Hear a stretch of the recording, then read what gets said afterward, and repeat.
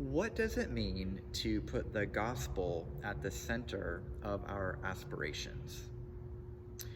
We've been looking at this gospel partnership and how Paul's love for the Philippians is just flowing out of him because of their common love for the gospel.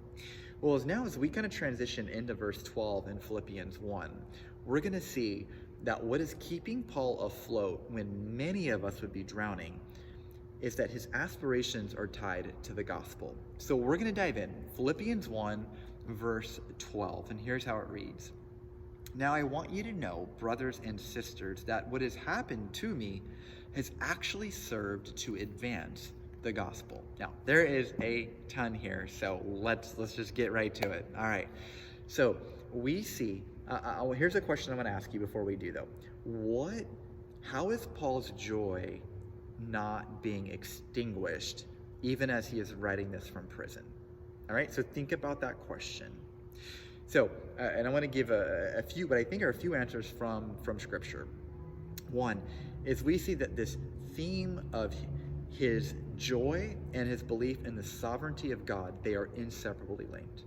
Paul is absolutely certain that God is in control, and this is giving him joy. It doesn't mean he likes it. It doesn't mean he understands fully everything, but he trusts in the sovereignty of God, and therefore his joy is full. Second, if the gospel is at the center of our aspirations, like it was Paul, then even suffering and injustice and uncertainty are not a means in and of themselves, but they are a means to an end. So even Paul's suffering was a means in which his greatest aspiration, which was the gospel, was still going forward. And third, we see that Paul had tied his aspirations, the furthering of the gospel, he had tied his aspirations to something that could not be stopped. And therefore, his aspirations were guaranteed to succeed even when he didn't appear to. In fact, in the sovereignty of God, even when the bad things happened to him, they were a means in which his aspirations were realized. So this is a recipe for great hope and endurance. Right? Fourth, if Paul's freedom would have been at the center of his aspirations, then he would have been depressed. Fifth, if what his adversaries, his enemies thought of him were at the center of his aspirations, he would have been disillusioned.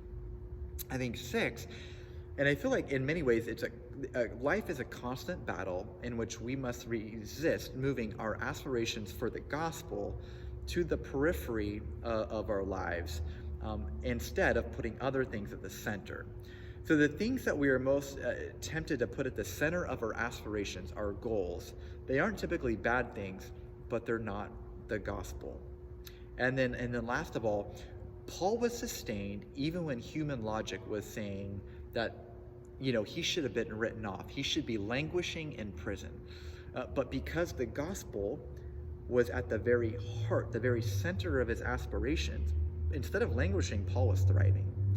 So when you and I tie our aspirations to the furthering of the gospel, we have tethered ourselves to something that is guaranteed to succeed.